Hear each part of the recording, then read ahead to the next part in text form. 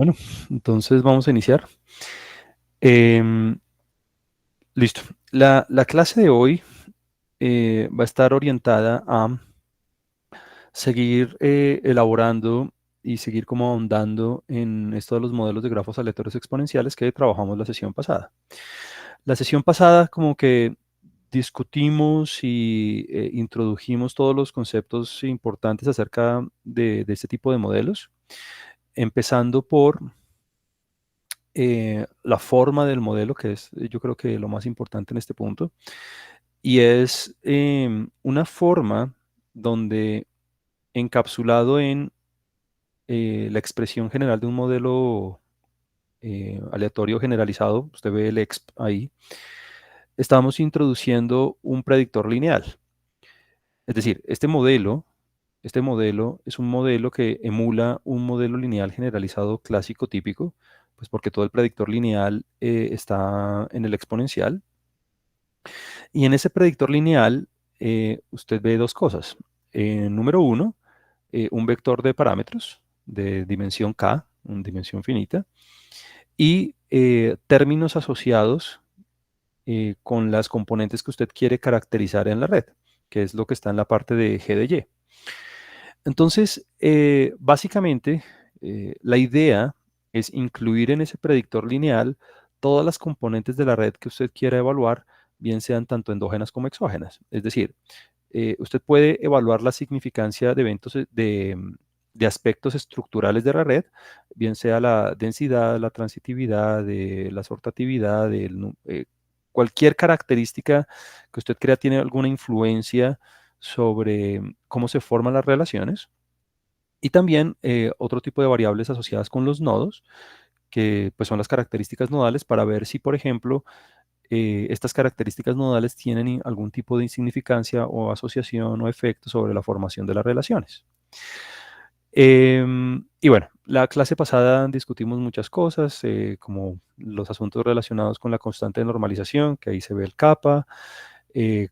Discutimos en términos teóricos cómo vamos a interpretar los coeficientes a través de una función de diferencias.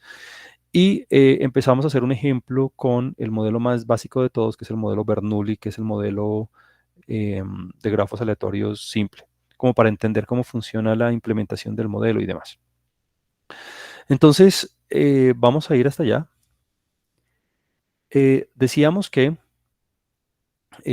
para no desviarnos de la utilidad del modelo y de cómo trabajar con el modelo, pues vamos a utilizar una librería muy popular y absolutamente testeada y absolutamente probada, que es la librería ERM, ERGM, ERM. Y en esa librería, pues vamos a realizar todos los procesos de estimación de los parámetros y todas las inferencias. Y decíamos que la inferencia, pues va a ser una inferencia clásica, una inferencia frecuentista basada en cadenas de Markov cuando los procesos de maximización no sean, digamos, plausibles analíticamente. En este modelo de Bernoulli, que es el modelo más fácil, el modelo más estructuralmente más sencillo, lo que hacemos es, si se da cuenta, en el predictor lineal, asociamos un parámetro para cada diada.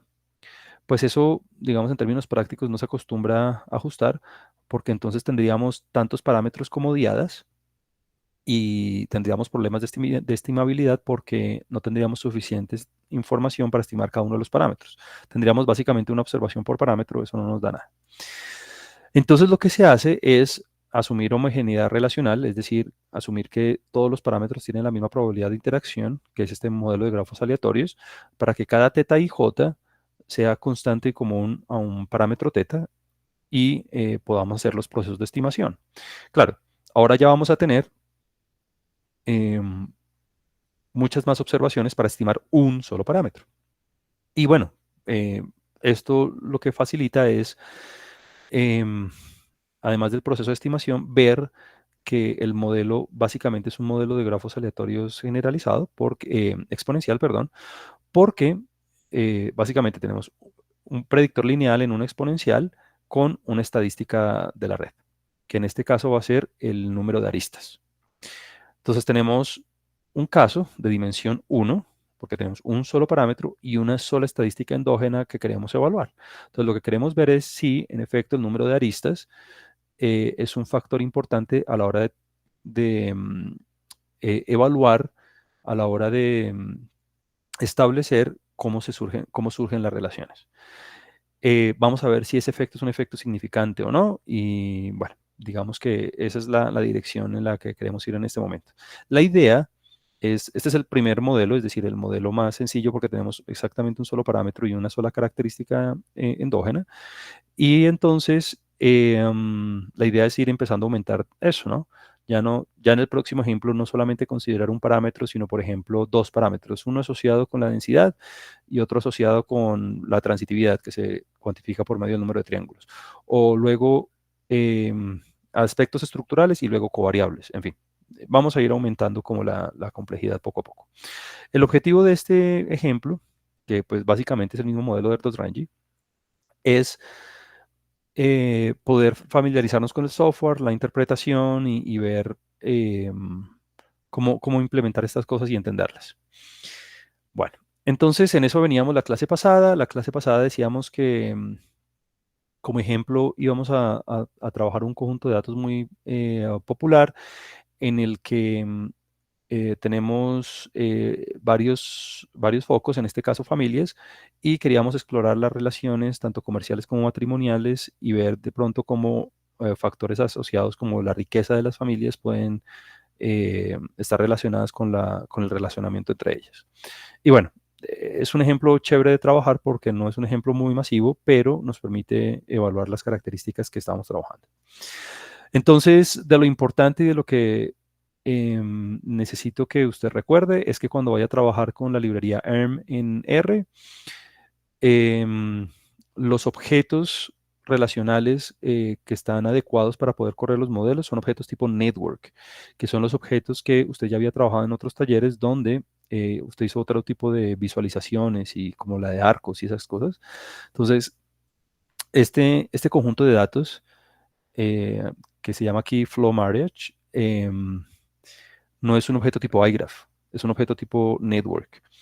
Entonces, lo importante es que si usted, digamos, quiere utilizar iGraph para hacer alguna visualización o calcular algunas medidas y demás, o lo hace directamente en la librería Network, o lo hace o transforma el objeto a iGraph y luego sí hace todas las cuentas que quiera hacer.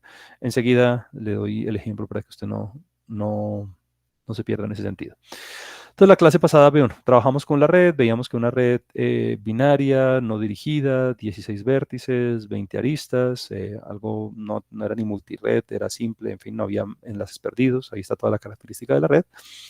Teníamos una covariable asociada que es el wealth, es la riqueza, la capacidad económica de las familias. Y bueno, exploramos el objeto, hicimos la visualización de la red, aquí están las familias. Digamos que esta es una visualización simple, entonces no hay mucho que ver más allá de que hay una familia aislada que no tuvo ninguna relación familiar ni comercial con ninguna otra. Y vemos cómo algunas familias son más populares que otras en términos de las relaciones comerciales y familiares que han ido estableciendo. Bueno, cuando trabajamos con esta, decíamos dos cosas. La primera es que lo primero que usted debe hacer para ajustar un modelo de grafos exponenciales es que em, usted debe especificar primero la fórmula del modelo, es decir, tiene que decir cuál va a ser el predictor lineal con el que va a trabajar. Eso usted lo ve aquí. Entonces, cuando usted ve Flow Marriage, lo que tiene es básicamente la red, o sea, la y lo va a modelar en función, en este caso, de una sola característica que es el número de aristas. El número de aristas es edges. En el manual de ayuda, en el repositorio donde está toda la información acerca del paquete, usted va a ver una lista infinita, o sea, son demasiadas características que ya están implementadas. El número de aristas, el número de triángulos, el número de estrellas, bueno, las características nodales, en fin, hay un sinfín de características que usted puede poner en el predictor lineal. Yo aquí en los ejemplos, que son como 4 o 5, Le voy a poner las más populares, pero créame que si usted de pronto está interesado en otra, la puede buscar y puede ponerla ahí en el predictor lineal. No hay lío. Hay muchísimas, es decir, este es uno de los paquetes como iGraph más trabajados que hay ahorita para modelar redes. Entonces, vemos cuál es el valor observado, del número de aristas en este caso en la red, y lo que queremos hacer es ver si en efecto em, el número de aristas, que usted sabe es proporcional a la densidad, em, ejerce un efecto significativo o está asociada es un factor importante en la formación de las relaciones comerciales em, entre las familias. Pues es como, yo lo veo así, es como la característica más simple que usted pudiera evaluar. Es como cuando usted en un predictor lineal de un modelo típico pone beta cero, es como el intercepto de alguna forma. Em, es como la media global, si usted quiere. Y bueno, pues la intuición me dice que sí, ¿no? Si yo voy a modelar una red y quiero ver cuáles son las características que influyen en las relaciones, pues el número de aristas, la densidad de la red es un factor determinante importante a la hora de establecer esas características esenciales de la red. Em, entonces, lo que vamos a hacer es básicamente corroborar ese hecho con el modelo y ver pues que la inferencia nos está dando en la dirección que nos está apuntando la intuición. Entonces, bueno, usted especifica el modelo y cuando pone el summary del modelo que especificó, lo importante aquí es que en todas las características que usted evalúe, en este caso solamente tenemos el número de aristas, em, no tenga ningún caso degenerado, es decir, no vea ningún cero, porque eso puede, a la hora de hacer el proceso de estimación, eso le puede generar algún tipo de indeterminación. En un ejemplo pasa más abajo.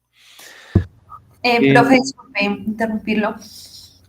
Me había parecido entenderle que las redes degeneradas era cuando había mucha densidad, o sea, no un cero, sino lo contrario. Era como que aumentaba la probabilidad de que una red fuera elegida. Entonces, pero ahora comenta que es con un cero. Tienes razón en eso. Aquí hay dos tipos de degeneramiento. El primero es un degeneramiento que tú acabas de mencionar, que es el degeneramiento de toda la distribución de probabilidad. Es decir, el modelo, como lo ves aquí en la formulación general, el modelo em, es una distribución de probabilidad sobre todas las posibles redes de un tamaño dado, bueno, sean dirigidas o no dirigidas. Em, y lo que quiero decir es que un primer sentido de degeneramiento es sobre esa función no quiero decir de densidad porque no es continua, en esa función de masa. Entonces, en ese tipo de degeneramiento lo que ocurre es que hay unas redes que tienen muchísima masa, es decir, tienen mucha probabilidad de ser generadas a partir de la expresión que estamos evaluando.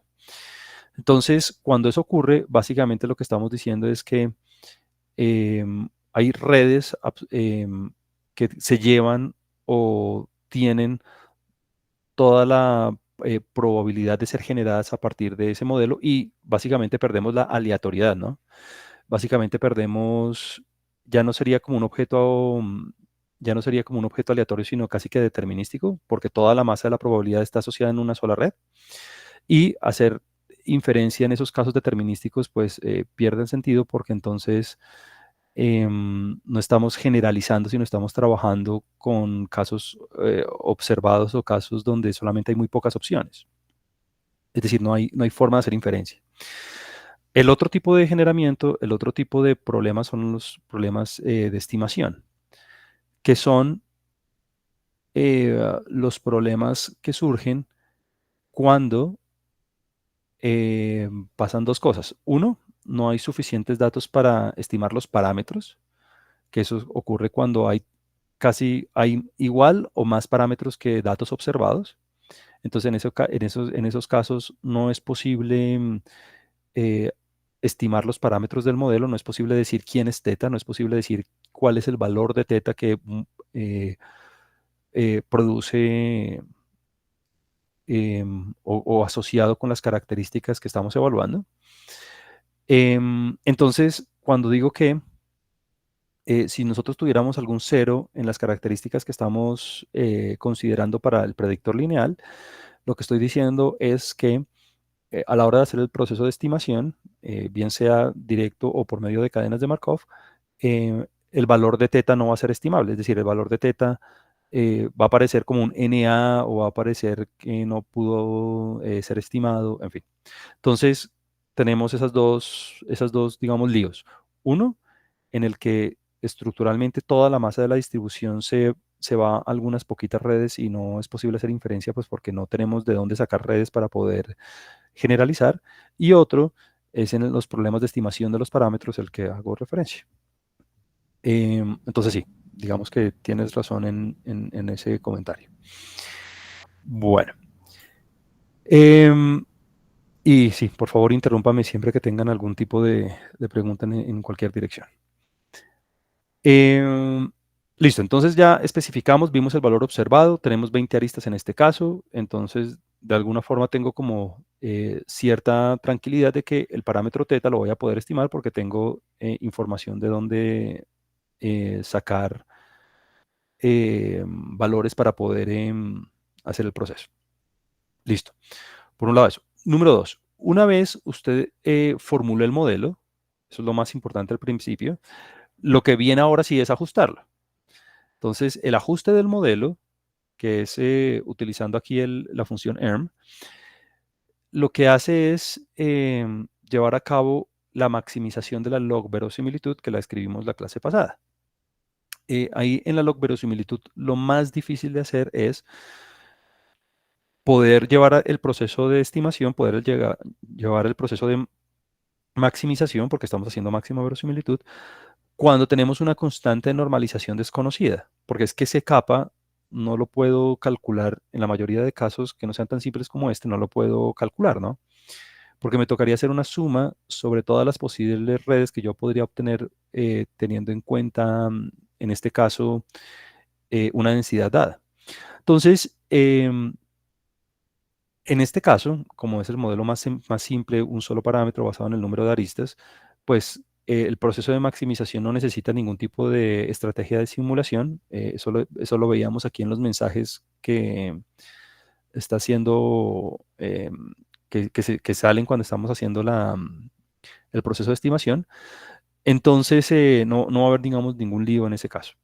En los próximos modelos, cuando ya haya, digamos, mayor complejidad en términos del número de parámetros y de las características que estemos evaluando, entonces ya esto no va a ser una maximización directa, sino va a ser una maximización que utiliza lo de las cadenas de Markov y, bueno, vamos a ver que vamos a tener que evaluar si el modelo en efecto pudo maximizar la log verosimilitud, es decir, si hubo como convergencia, no hubo convergencia, y ahí sí poder hacer el proceso de inferencia. Pero pues en este caso, fíjese que en los mensajes que vemos no hay ningún tipo de característica markoviana que estemos corriendo o algo así. No, la verosimilitud, que en este caso la llaman pseudo porque tenemos esta constante de normalización desconocida, se está llevando a cabo de manera directa, ¿no? Entonces no tenemos ningún problema en ese sentido. Entonces, usted ajusta el modelo dependiendo del tamaño de la red, dependiendo de las características que esté evaluando. Esto puede tomar varios minutos o no. En este caso va a ser absolutamente rápido. Usted lo puede correr y le va a correr rapidísimo. Es más, podría omitir la semilla porque aquí no estamos haciendo ningún proceso markoviano, entonces no, digamos que no hay nada aleatorio que estemos evaluando. Em, y todo eso va a quedar almacenado en este objeto que yo llamé ERM-FIT, que es donde van a quedar. Esa es una lista donde va a haber un montón de información, donde va a estar todos los aspectos relacionados con la maximización y con el ajuste del modelo. Por eso, pues le puse FIT, ¿no? ERM-FIT. Ese es el objeto más importante y ese es el objeto que usted debería salvar o guardar, sobre todo si cuando usted corre el modelo, esto se demora minutos, ¿no? Pues en esta red tan chiquita y con una sola característica, esto toma apenas un par de segundos. Pero si usted tiene una red de tamaño considerable y más características, eso puede tomarle varios minutos, así que guarde el objeto, guárdelo en memoria una vez lo haya corrido, ¿no? Y ahí todo lo que queda dentro es lo que nosotros vamos a usar para hacer la inferencia. Entonces, ¿qué es lo que estábamos viendo la vez pasada? Entonces, cuando usted hace el summary de ese objeto, cuando usted hace el summary de EarnFit, usted va a ver toda la información relacionada, bueno, o la información más importante relacionada con el ajuste del modelo. Desde el estimado de teta, usted ve aquí el estimate y ve que le da el teta estimado menos 1.6, el error estándar, el error de Monte Carlo, el valor Z y el valor P. Y ve dos cosas adicionales, que son la devianza y que son los criterios de información. La devianza y los criterios de información básicamente son dos medidas de, son métricas que le sirven a usted para elegir entre modelos. En este caso, el modelo de comparación va a ser el modelo nulo, que va a ser básicamente un modelo de Erdős-Renggi con teta igual a 0.5, es decir, donde no hay absolutamente nada que estimar. Entonces, lo que quiero que empecemos, en esto habíamos quedado la vez pasada, lo que quiero que hagamos en esta sesión, empezando, es que entendamos cómo interpretamos cada uno de los números y que entendamos de dónde salen cada uno de estos números y podamos hacer la inferencia y ver hacia dónde apuntan. Entonces, bueno, lo primero es que usted vea el estimado de teta, que es menos 1.6. Entonces, el primer mensaje que le quiero dar es que ese menos 1.6, no es una probabilidad, es simplemente el valor del coeficiente asociado con el número de aristas. Claramente le tenemos que dar una interpretación práctica y, pues para nosotros comunicar nuestros resultados, pero el primer mensaje es, esto no es una probabilidad de interacción. Lo que pasa es que en el modelo de Erdős-Renggi nosotros llamamos a teta directamente la probabilidad de interacción y la probabilidad de que dos sujetos interactuaran en la red, pero en este caso teta no es eso. El expit de teta sí lo es. Ya un poquito más abajo vamos a ir sobre la interpretación real, pero mensaje número uno, esto no es una probabilidad de interacción. Número uno, eso. Número dos, lo que queremos ver en toda esta línea es si el número de aristas es un factor determinante o importante a la hora de especificar o a la hora de, sí, a la hora de especificar los datos relacionales, a la hora de evaluar cómo surgen los datos. Es decir, ¿será que el número de aristas es un factor significativo, es un factor preponderante en la formación de las relaciones? ¿Será que el número de aristas ejerce un efecto significativo en la formación de las relaciones? ¿Será que el número de aristas es una característica estructural importante que caracteriza cómo surgen las relaciones? Entonces, bueno, empecemos por aquí.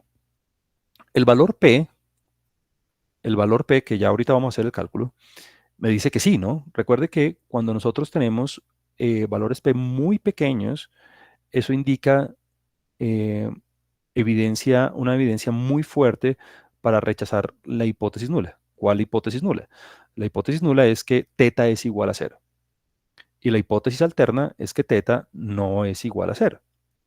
Entonces, como el valor P me da muy pequeño, tenemos suficiente evidencia estadística para rechazar esa hipótesis nula, es decir, para rechazar la hipótesis de que teta es igual a cero y poder concluir que, en efecto, el número de aristas es un efecto preponderante sobre la formación de las relaciones.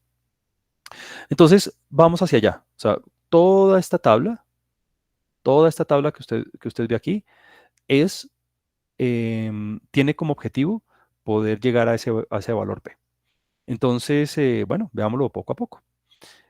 Em, entonces, vamos a desglosar ese valor P paso por paso y bueno, lo voy a hacer esta vez. Ya en adelante usted ya tendrá la capacidad de hacerlo en los demás casos. Lo primero es que usted en el objeto EarnFit, usted tiene acceso a todo, ¿no? Entonces, empezando por el valor observado, el estadístico observado, que es 20, ya lo sabíamos de antes. Entonces, uno de los primeros mensajes es que absolutamente todas las cosas relacionadas con el modelo quedaron disponibles en este objeto EarnFit, que es una lista cuyas componentes usted puede acceder con el numeral, ¿no? Ahora, pues aquí yo lo que estoy haciendo básicamente es decirle en qué parte de la lista está la información, ¿no? Pero si por algún motivo usted no recuerda dónde quedó el estadístico, dónde quedó el valor P, dónde quedó la devianza, dónde quedó cualquier cosa, pues usted puede mirar ahí en el manual y ya. Yo lo tuve que hacer en su momento. Muy bien. Número uno, eso. Número dos, en el objeto también están los coeficientes. Usted los puede acceder directamente con el comando coefficients o puede poner enfit, signo pesos y coefficients o coef o alguna cosa de ese estilo y también lo va a poder obtener, que en este caso es menos 1.6. O sea, teta estimado MLE, el teta estimado por el método de máxima verosimilitud me da menos 1.6. O sea, esa es como la estimación puntual del parámetro, que repito, tenemos que interpretar, tenemos que darle un sentido práctico. Muy bien. Viene el error estándar. El error estándar es la desviación estándar del estimador, ¿no? Es la desviación estándar del estimador. Y la desviación estándar del estimador es absolutamente fundamental para poder hacer la hipótesis nula y poder calcular el valor P.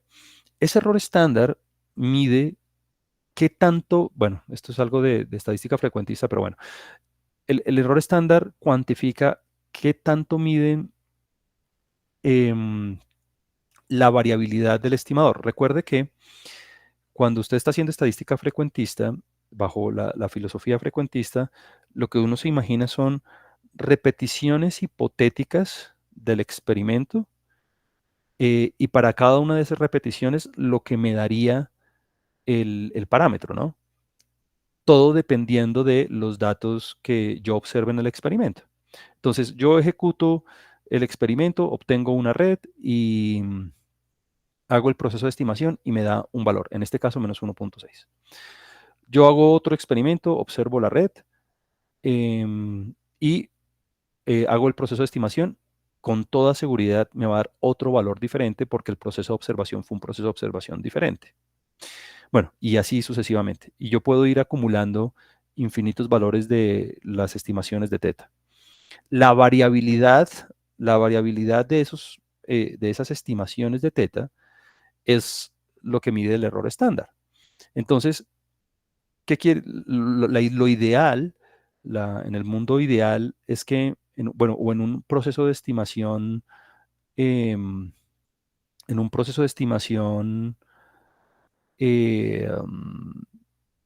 donde todo marche bien, la idea es que el error estándar sea un error estándar bajito. ¿Qué quiere decir eso? Que cada vez que yo repitiera el experimento y hiciera un proceso de observación diferente, pues los valores que yo obtuviera de los parámetros me queden alrededor del mismo valor. Eso me da más certidumbre, eso me permite a mí cuantificar que tengo más certeza de lo que estoy estimando, ¿no? Si yo tengo variabilidades muy grandes, quiere decir que, pues que nada, que el proceso de observación es un proceso de observación que está dando estimaciones demasiado dispersas, demasiado heterogéneas, y voy a tener más incertidumbre acerca del proceso que estoy cuantificando. Entonces, bueno, en este caso, para poder obtener la varianza del estimador, utilizamos esta función VCOF, que también usted puede obtener ahí del objeto ERM directamente con el signo pesos. Y lo que le hace es cuantificar la varianza del estimador. Le saco la raíz para que me queden unidades estándar. En este caso me da de 0.24. Y claro, usted ve VCOF porque si usted tiene más de una característica, le va a caer es una matriz de varianza-covarianza, ¿no? Pero entonces en este caso solo tengo una sola cantidad, entonces me va a quedar un escalar. Ahora, eh, ¿ese 0.24 será un valor grande? ¿Será un valor pequeño? ¿Qué tanto varían las estimaciones? ¿Cómo lo puedo yo cuantificar? Ah, bueno, para eso es que voy a hacer el proceso de la prueba de hipótesis. Entonces, el valor Z que usted ve aquí, básicamente es la estandarización que ocurre cuando usted toma el valor estimado menos el valor hipotético, que en este caso es cero, dividido el error estándar. Es decir, lo que usted está haciendo es estandarizar em, el estimador, porque recuerde que en el límite, recuerde que cuando usted tiene un tamaño de muestra lo suficientemente grande, en este caso lo tenemos porque la cantidad de diadas es ciento y pico, em, todos los estimadores de máxima verosimilitud tienen distribución normal. Entonces tenemos el estimador menos el valor hipotético, que en este caso es cero, todo dividido la desviación estándar, que en este caso sería 0.24. Se da cuenta que nos da lo mismo que nos dio antes, ¿no? Mírelo aquí, 0.24. Em, si cogemos el valor estimado menos cero dividido el error estándar, nos va al valor z, que nos da de menos 6.57. Menos 6.57. Valor estimado menos cero, pues da el valor estimado dividido el error estándar, menos 6.57. Vamos a ver si nos da lo mismo. Aquí está, menos 6.57. Listo. Ahora, ¿será que ¿será que ese es un valor típico de la distribución normal estándar? La respuesta es no. No, la respuesta es no. ¿Por qué? Veámoslo aquí. Em, permítame, le hago aquí el dibujo y es, recuerden, el límite, después de que usted estandariza, el estimador de máxima verosimilitud va a tener distribución normal estándar claramente con media cero, ¿no? Por eso es estándar. Listo, muy bien. Esta es la distribución Z. Recuerde que esta distribución Z viene de coger el estimador de máxima verosimilitud, restarle el valor hipotético, que yo lo voy a poner aquí como teta sub 0. Teta sub 0 es el valor hipotético en la prueba de hipótesis, dividido la desviación estándar del estimador, que sería la raíz de la varianza del estimador. Oh, muy bien. Listo. Entonces ya hicimos nosotros el cálculo, el Z observado, el Z que obtuvimos es de menos, ahora olvidé el número, 6.50, menos 6.57, menos 6.571. Listo. Entonces, bajo el paradigma frecuentista, em, la distribución probabilística de todas las posibles valores del estimador a través de diferentes procesos de experimentación tendría esta forma acampanada, tendría esta distribución. Esta es la distribución, em, esta es la distribución de todas las posibles valores de lo que me podría dar el estadístico a través de infinitos procesos de experimentación. Listo. En el que nos tocó a nosotros, de todos esos infinitos procesos de experimentación, el que nos tocó a nosotros en este mundo fue este. Nos dio menos 6.57. Y la pregunta es, ¿será que este menos 6.57 es un valor típico de esta distribución? ¿Es un valor típico de todo lo que hipotéticamente me derivan a dar todos los procesos de observación? Entonces, la respuesta es no, porque me quedo casi en toda la cola, ¿no? Menos 6.571. Es decir, lo que nosotros observamos en la red es lo que nosotros observamos en la red es algo absolutamente improbable bajo el supuesto de que tenemos em, bajo el supuesto de que tenemos que el verdadero valor poblacional sea cero. Es decir, la evidencia, el valor estimado que obtuvimos es un valor que no es un valor típico de la distribución de todos los posibles valores de teta que me podrían dar, bajo el supuesto de que teta sea cero. O sea, condicional en que el valor del parámetro sea cero. Lo que quiere decir que tenemos suficiente evidencia para poder rechazar la hipótesis nula. Nunca, nunca decir aceptar la hipótesis nula ni decir que es falsa o verdadera, ¿no? O sea, no, tenemos suficiente evidencia para rechazar la hipótesis nula, ¿no? Y poder concluir que el teta asociado con el número de aristas es significativamente diferente de cero. Ahora, la forma en que los frecuentistas evalúan esto es por medio de dos características. El primero es estableciendo un nivel de significancia, ¿no? Entonces, el nivel de significancia, por ejemplo, es del 95%. Entonces, la confiabilidad 1 menos alfa es 95%. Esta es la confiabilidad, lo que quiere decir que la significancia es 5%.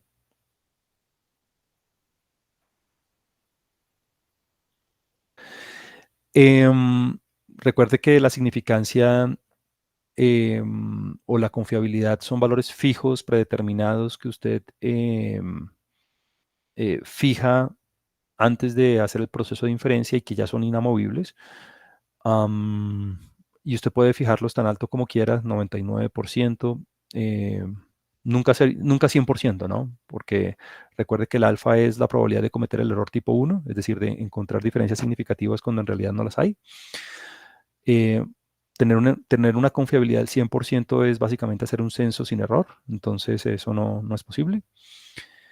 Em, entonces, en este caso, típicamente 95%, 99%, mínimo 90%.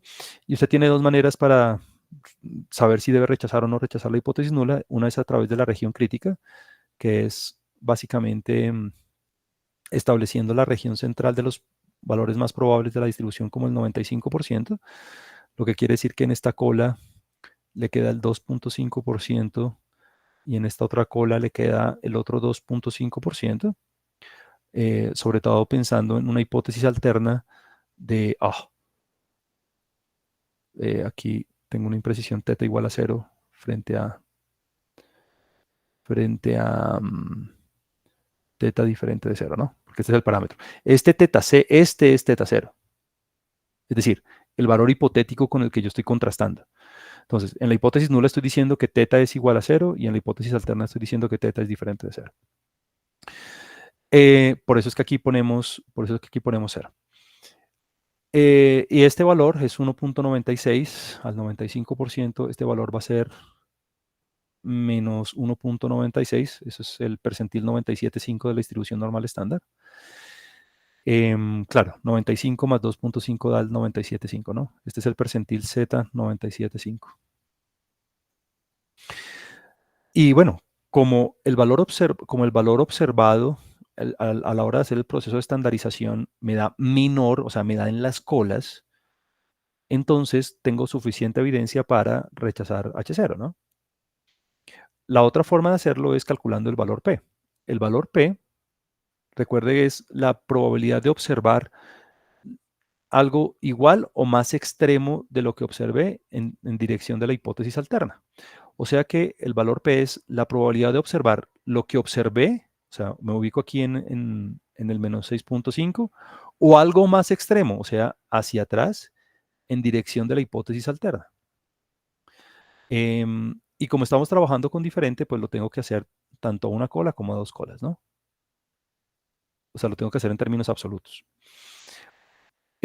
¿Por qué? Porque estoy trabajando aquí con diferente, estoy trabajando a dos colas. Si usted está trabajando a una sola cola, entonces únicamente trabaja con la cola izquierda o con la cola derecha, dependiendo de cuál signo quiera trabajar, si con menor o con mayor. Pero bueno, digamos que en este caso es un caso típico de dos colas porque estoy trabajando con diferente, entonces tengo que cuantificar el área bajo la curva eh, desde menos infinito hasta menos 6.5 y desde 6.5 hasta más infinito. Y bueno, pues es una integral que claramente no vamos a hacer a mano, pero se puede hacer de manera numérica muy fácil en R, que es esta, ¿no? Em, Quiero el área bajo la curva de una distribución normal estándar para atrás de menos 6.57. Eso es el p-norm, ¿no? Ese es el p-norm. El p-norm lo que hace es calcular la función de distribución acumulada, o sea, la integral desde menos infinito hasta un valor. Y lo multiplico por 2 porque pues estamos trabajando a las dos colas. Y mire que aquí obtenemos el 4.97 e a la menos 11, que es un valor muy pequeñito, ¿no?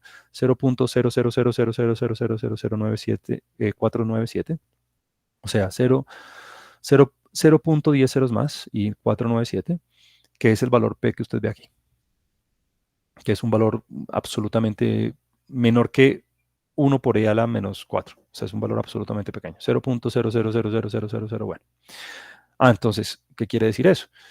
Como el valor P me da menor que 5%, entonces tengo suficiente evidencia para rechazar la hipótesis nula y asegurar que teta es significativamente diferente de cero, lo que quiere decir que el número de aristas, la densidad de la red, es un factor determinante para caracterizar cómo surgen las relaciones, para caracterizar, en este caso, las relaciones comerciales entre las familias. Bueno, muy bien.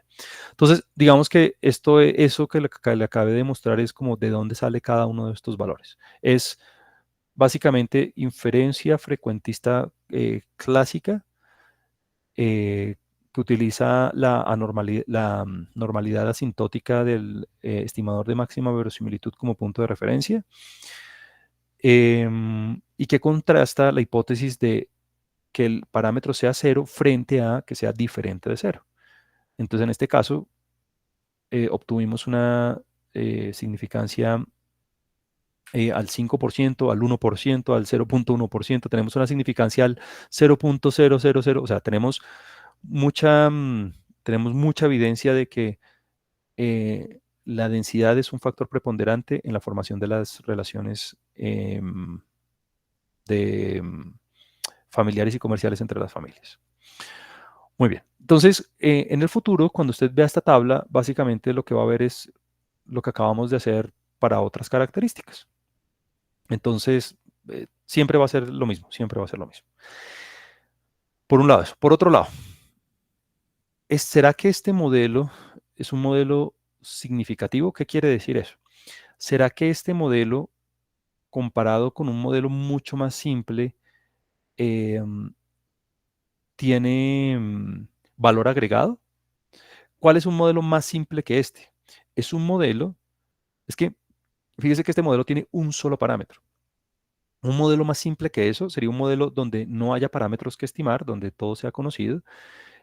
¿Será que será que este modelo con el que estamos evaluando es un modelo significativo? ¿Será que este modelo le da valor agregado al modelo más simple que este?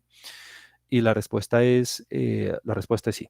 Y le voy a decir por qué. Lo primero es que usted vea dos cosas. Primero, usted ve aquí dos cantidades. La de Bianza, que es básicamente menos dos veces la log verosimilitud del modelo nulo y tiene la devianza residual. Entonces, vamos a comentar dos cosas. Lo primero es que eh, el modelo nulo es un modelo de Erdos-Renyi, es un modelo de grafos aleatorios simple con teta igual a 0.5. Es decir, es un modelo donde yo asumo que todas las conexiones nacen de manera aleatoria con probabilidad igual a un medio, con probabilidad igual a 0.5. Por eso usted ve aquí que los grados de libertad son 120. No hay, no hay parámetros que estimar. Es decir, tenemos todos los grados de libertad del modelo. Y usted dirá, pero ¿por qué 120? La respuesta es muy simple y es que, permítame, se lo muestro. A ver, permítame, se lo muestro aquí. A ver, ¿dónde está la información de la red? Hagamos, ¿dónde está la información de la red? Aquí está. Em, cuántas diadas tenemos en este caso? ¿Cuántas posibles diadas tenemos en este caso? Tendríamos que hacer 16 por 15 dividido 2. 16 por 15 dividido 2. Permítame, lo hacemos aquí absolutamente rápido. 16 por 15 dividido 2. Ese sería el número de diadas total que tenemos en este caso. Permítame un momento. Agrando aquí. Oh, por algún motivo. Ya.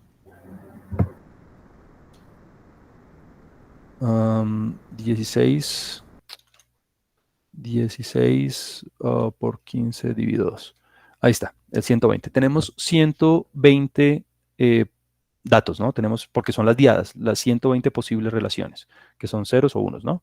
Entonces, de todo ese contenido de información, tenemos todos los grados de libertad porque en el modelo nulo no estamos estimando absolutamente ningún parámetro.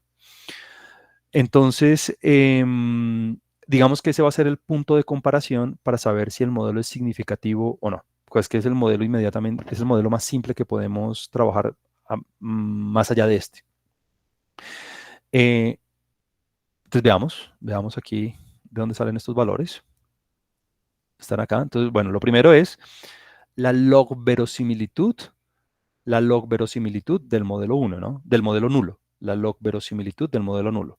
Es decir, el cálculo de la log verosimilitud que habíamos visto en la clase pasada, condicionado en que teta es igual a 0.5 y condicionado en que el número de aristas es 20. Cuando usted hace ese cálculo de la log verosimilitud con teta igual a 0.5 y con el número de aristas igual a 20, que es la expresión que dedujimos la vez pasada, nos da que la log verosimilitud es menos 0. Nos da que es menos 83.57. O sea que la devianza con 0 grados de libertad, ¿no? 0 grados de libertad. ¿Por qué? Porque no estamos estimando ningún parámetro. O sea que la devianza, que es menos 2 veces este valor, nos da 166.35. Vamos a ver si estamos en lo correcto. 166.35, aquí está, 166.35. Muy bien. Ahora, ¿de dónde sale la devianza residual? Que es el insumo para saber si el modelo es significativo o no. Entonces, aquí lo tenemos, la devianza residual. Entonces, lo primero que hago es calcular la devianza del modelo, ¿no? La devianza del modelo normal, que es nuevamente, cojo la log verosimilitud, condicionado en que teta es menos 1.6, que es el valor estimado, y con el número de aristas igual a 20. Entonces, a la hora de reemplazar en la fórmula de log verosimilitud ese valor, nos da menos 54.06. Y entonces la devianza, que es menos 2 veces ese valor, nos da 108.13. Entonces, digamos que aquí ya hay dos cosas que uno puede ver. La primera es que, eh, es que el modelo con el que estamos trabajando, mire que tiene una devianza más pequeña que el modelo nulo, ¿no? Que es 166.35. El hecho de que el modelo con el que estamos trabajando tenga una devianza más pequeña que la del modelo nulo, que la del modelo nulo, es evidencia de que el modelo es mucho mejor que el modelo nulo, ¿no? Que el modelo con el que estamos trabajando es un modelo más explicativo que la del modelo nulo. ¿Por qué? Porque la devianza nos está dando más pequeña. Ahora, pues ya esto nosotros lo sabíamos cuando calculamos la log verosimilitud, ¿no? Pues la log verosimilitud nos dio de menos 83 en un caso, en el nulo, y de menos 54 en el otro. Entonces, ¿cuál tiene mayor log verosimilitud? O sea, ¿cuál tiene más verosimilitud? Pues con el modelo con el que estamos trabajando, que nos dio de menos 54. Cuando multiplicamos por menos 2, fíjese que ahora ya no nos interesa, o sea, usted puede elegir el modelo que tenga mayor verosimilitud, por un lado, mayor verosimilitud por un lado, o menor devianza. ¿Por qué? Porque es que la devianza es exactamente la misma medida, pero multiplicada por menos 2. O usted maximiza la log verosimilitud o minimiza la devianza. Entonces, minimizando la devianza, pues elegimos nuevamente el modelo 1, pues porque nos da un valor mucho más pequeño. Juan Camilo, ¿y por qué tenemos que multiplicar por menos 2? Pues la razón es porque el estadístico de prueba el estadístico de prueba asociado con la significancia del modelo es una distribución chi cuadrado que viene de menos 2 veces el estadístico de razón de la máxima verosimilitud que se obtiene multiplicando por menos 2. Entonces, el menos 2 no es un valor arbitrario, o sea, ¿por qué menos 2 y no menos 5? No, es un valor importante. Menos 2 es para que el estadístico de prueba asociado con la prueba de significancia del modelo me dé chi cuadrado. Básicamente ese es el motivo. Entonces, o maximizamos la verosimilitud o minimizamos la desvianza, que es multiplicando la misma verosimilitud por menos 2. Y entonces, fíjese que em,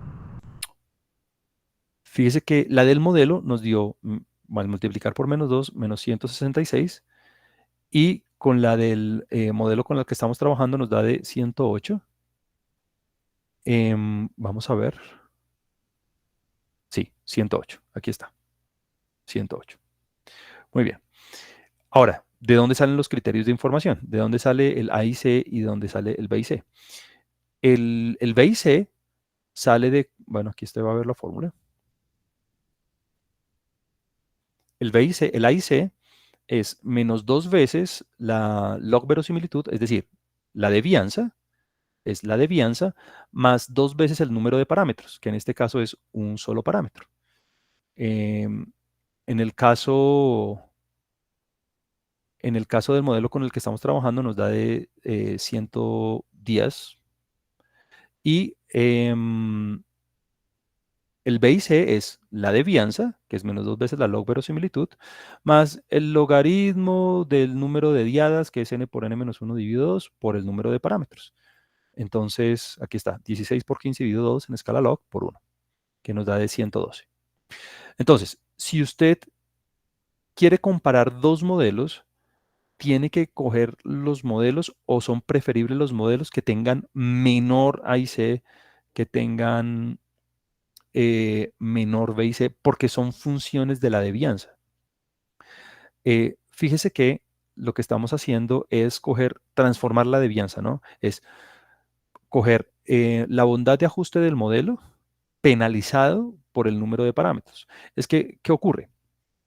Lo que ocurre es que, claro, usted puede decir, bueno, yo voy a elegir el modelo que tenga mayor log verosimilitud o menor devianza, muy bien. Eso es, digamos, uno de los criterios importantes, en cuyo caso el modelo con el que estamos trabajando pues resultaría favorecido, pero es bueno calcular el A I C y el B I C por el siguiente motivo, y es que eh, cuando usted empieza a ajustar modelos con más y más y más y más y más parámetros, pues claro, cuando usted considera más y más y más características, el modelo, claro, se empieza a ajustar más a los datos, pero a veces puede haber un ajuste, eh, puede haber un ajuste, digamos, artificial. ¿Qué quiere decir eso? Que em, usted está forzando el modelo a su conjunto de datos. Es decir, eso es lo que se conoce como el problema de sobreajuste, ¿no? Usted puede tener un predictor lineal con 1 millón de parámetros. Claro, ese objeto con 1 millón de parámetros, ese predictor lineal con un modelo de, mm, con un predictor lineal de 1 millón de parámetros, va a ser un modelo perfecto para sus datos, para los datos observados. O sea, va a ser un modelo que se ajuste muy bien a sus datos observados. Pero para generalizar a otras redes, a otros datos, pues ya no va a ser tan bueno porque el modelo ya quedó muy ajustado o muy delimitado por sus datos. Entonces es como si usted tuviera una nube de puntos y, y su modelo lo que hace es conectar cada uno de los puntos. Claro, ese modelo es perfecto porque pasa por cada uno de los puntos de la nube, pero en últimas es un modelo que solamente sirve para sus datos y no para otro tipo de redes, o sea, para otras redes no observadas. Entonces, eso es lo que se llama sobreajuste. Entonces, lo que uno hace es coger la devianza y penalizarla por el número de parámetros que usted está utilizando en su modelo. Pues claro, para no estar favoreciendo siempre los modelos con muchos más y más y más y más parámetros. Es para no siempre elegir el modelo que tenga más parámetros. Entonces, por eso es que se le suma esa cantidad, esa es la penalización. Entonces, lo que estamos haciendo es estamos logrando un balance entre bondad de ajuste y parsimonia. Esa es como la idea de los criterios de información. Entonces, pues bueno, cuando usted vaya a comparar modelos, calcula el A y C, el B y C y elige el que sea el menor. Pues en este caso no hice la cuenta con el modelo nulo, pero pues la podemos hacer y usted va a coger el que tenga menor A y C.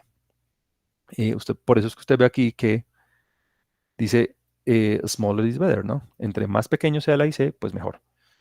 ¿Por qué? Porque estamos tratando de minimizar la devianza penalizado por el número de parámetros que usted utilizó en su modelo para elegir el modelo que sea el mejor modelo eh, que utilice la cantidad correcta de parámetros, ¿no? Que utilice la cantidad correcta de parámetros. Esa es como la idea. Y bueno, y en este caso no hay error de Monte Carlo porque no hemos hecho nada de Monte Carlo en este caso. Muy bien. Entonces de aquí salen todos estos números y bueno, de ahora en adelante pues ya usted sabe, eh, digamos, cómo comparar los modelos, en fin. Aquí usted va a ver un montón de cosas adicionales acerca del objeto fit y, pues bueno, si ha hecho eh, cuál es, por ejemplo, el Hessiano asociado con el proceso de estimación. Recuerde que el Hessiano está relacionado directamente con la información de Fisher, ¿no? Es decir, menos el Hessiano a la menos uno es lo que le da la información de Fisher. Entonces, pues de ahí es donde salen la matriz de varianza-covarianza del estimador de máxima verosimilitud. Bueno, están absolutamente todos los objetos asociados con el proceso de estimación. Y si usted quiere ver, pues, qué es cada cosa, pues, la puede buscar en el manual cuando lo vaya a hacer. Muy bien. Ahora, interpretemos el parámetro. Aquí es donde viene, digamos, una de las cosas más importantes de la clase y es, bueno, ¿cómo interpreto yo los parámetros estimados que voy obteniendo a medida que voy ajustando el modelo? Entonces, lo primero es ver que el parámetro con el que estamos trabajando no es una probabilidad de interacción. Si usted quiere obtener la probabilidad de interacción, tiene que sacarle el expit de eso, ¿no? Que es la inversa del logit. Recuerde que, y aquí es donde viene la parte importante, recuerde que, ¿dónde está esta parte? Un segundo, aquí. Recuerde que el parámetro en escala real es lo que está conectado con el logit de la probabilidad de éxito por la diferencia del estadístico al observar y a no observar el enlace con el que usted está trabajando. Entonces, si usted quiere trabajar en escala real, tiene que sacarle el expit al valor del parámetro, que es el inverso del logit, ¿no? Entonces, eso es por si usted quiere declarar directamente cuál es la probabilidad de interacción en un caso, pero en términos probabilísticos reales, o si lo quiere hacer en escala logit, pues lo puede trabajar en el valor numérico pues común y corriente. Entonces veamos qué pasa en este caso. En este caso, pues bueno, lo primero es que si usted coge el valor del parámetro y le saca el expit para trabajarlo en escala real, le da menos 1.16, que en este caso es la densidad de la red. Este 0.16 es la densidad de la red. Pues una forma de verlo es muy fácil. Simplemente obtengo la matriz de adyacencia a partir del objeto tipo network y luego con esa matriz de adyacencia construyo el grafo en iGraph y calculo la densidad. Y mire que me da de 0.16, es exactamente lo mismo. Que es el estimador de máxima verosimilitud que ya habíamos obtenido cuando ajustamos el modelo de grafos aleatorios simple hace un par de clases. Entonces, por un lado, nos está dando exactamente lo mismo en las dos cosas, ¿no? De manera directa por medio de la densidad de la red utilizando máxima verosimilitud en el modelo de grafos aleatorios o simplemente sacando el expit del parámetro. Pero bueno, en términos prácticos, ¿qué quiere decir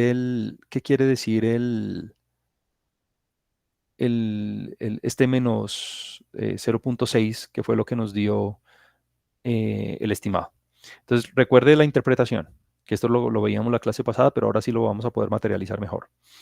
Y es, la probabilidad en escala logit, la probabilidad condicional en escala logit, o sea, condicional en el resto manteniendo fijo el resto de la red, la probabilidad de que esté presente la arista entre dos actores manteniendo fija el resto de la red. Entonces, fíjese aquí la fórmula, ¿no? Ah, bueno, de hecho aquí está.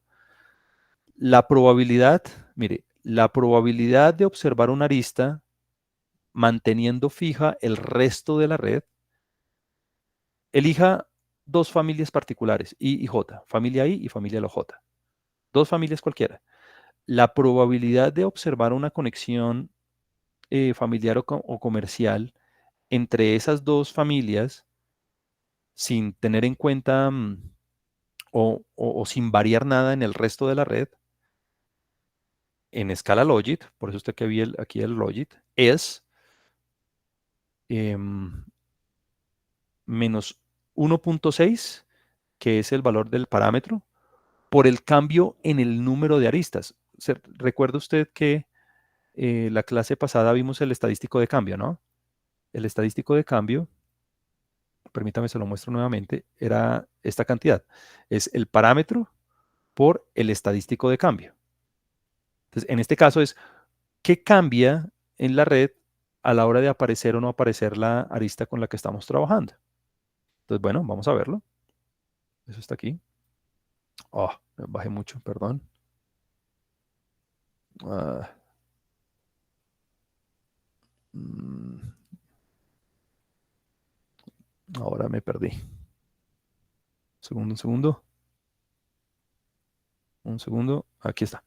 Entonces, es menos 1.6 por el estadístico de cambio. O sea, ¿cómo cambia el número de aristas teniendo o no en cuenta la conexión que estoy examinando? Entonces, eh, es muy fácil. El cambio en el número de aristas me da 1. Usted dirá, bueno, pero ¿de dónde sale ese 1? Ah, bueno. ¿Cuánto fue el número de aristas observado total teniendo en cuenta todas las conexiones? Es decir, teniendo en cuenta la conexión entre la familia I y la familia J. Pues 20. Ahora, ¿cuánto es, cuánto sería el cambio en el número de aristas si esa conexión no estuviera? Pues sería 19, ¿no? Entonces, 20 menos 19 me da 1. Por eso es que usted aquí ve 1. Entonces, nuevamente, ese cambio en el número de aristas es el cambio que usted obtendría a la hora de tener y no tener la arista en el estadístico que usted está examinando, que en este caso es el número de aristas.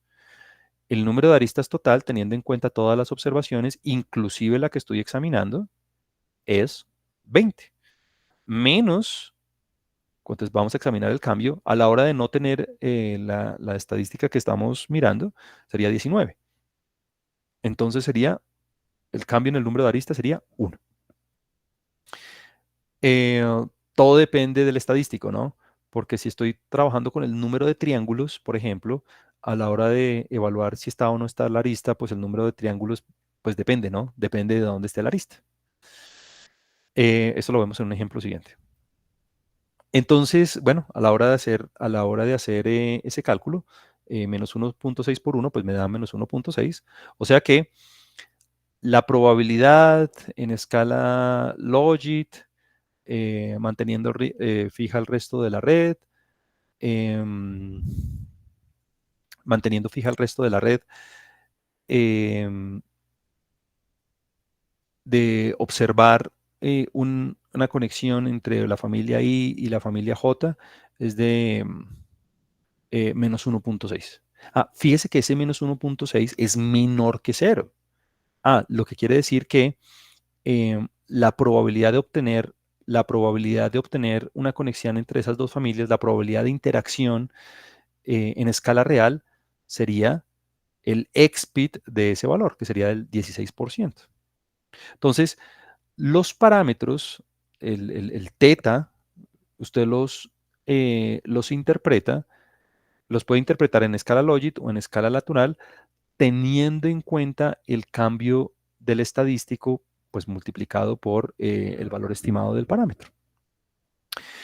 Entonces, todo esto para decirle que la probabilidad de interacción, la probabilidad de que haya una relación comercial entre dos familias I y dos familias J, entre cualquier par de familias, es menos 1.6 en escala Logit o 0.16 en escala real, lo que quiere decir que es una probabilidad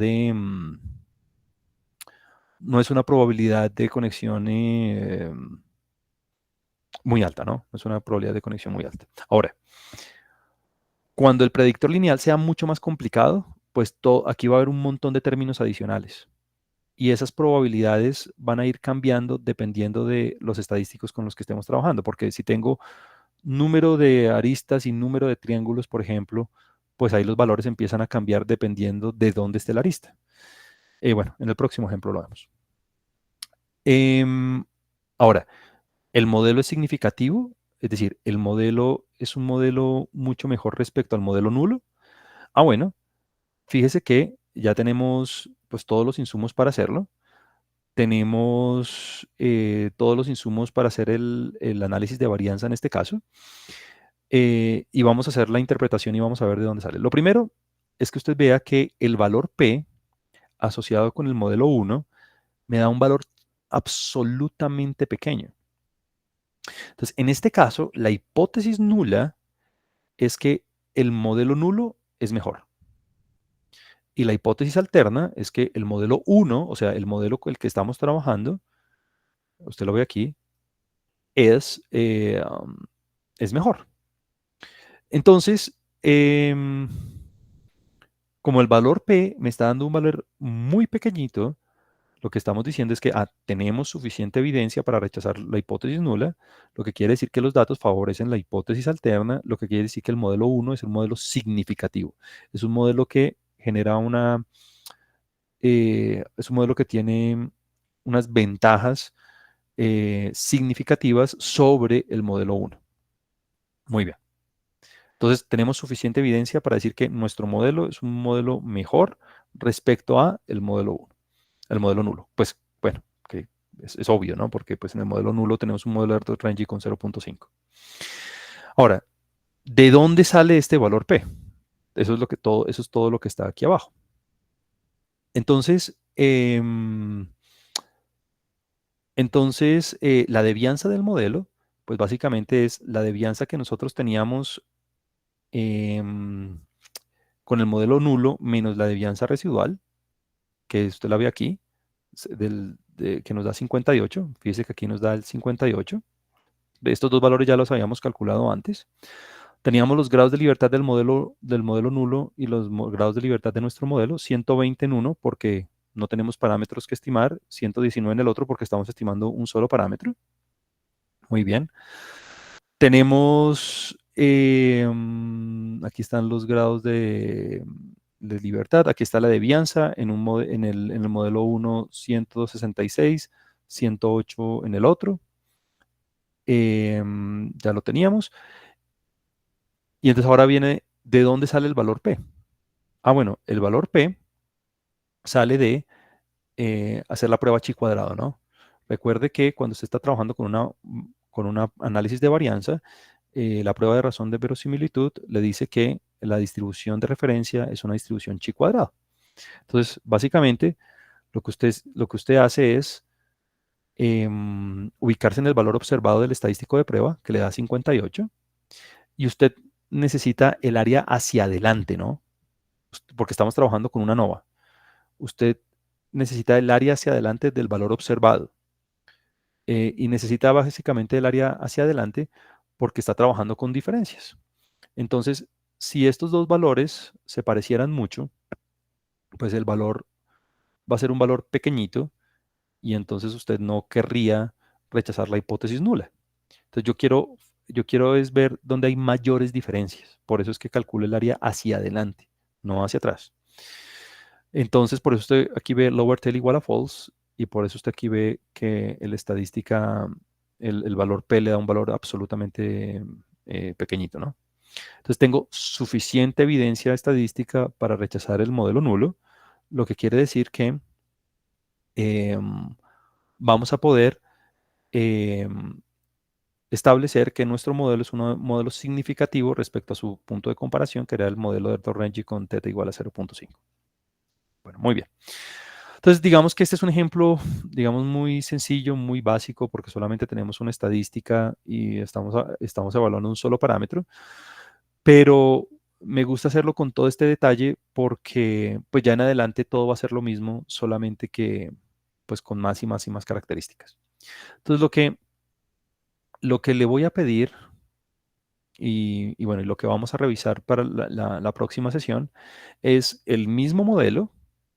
Vamos a trabajar con el mismo modelo de grafos aleatorios exponenciales, pero ya vamos a evaluar, además de la densidad, vamos a evaluar la transitividad a través del número de triángulos. Entonces, fíjese que ahora vamos a tener muchos más parámetros en el modelo, es decir, vamos a trabajar eh, en un caso donde tenemos, aquí está, donde tenemos un modelo que tenga en cuenta el número de, tenga dos componentes en, en el predictor lineal, tanto el número de aristas como el número de triángulos.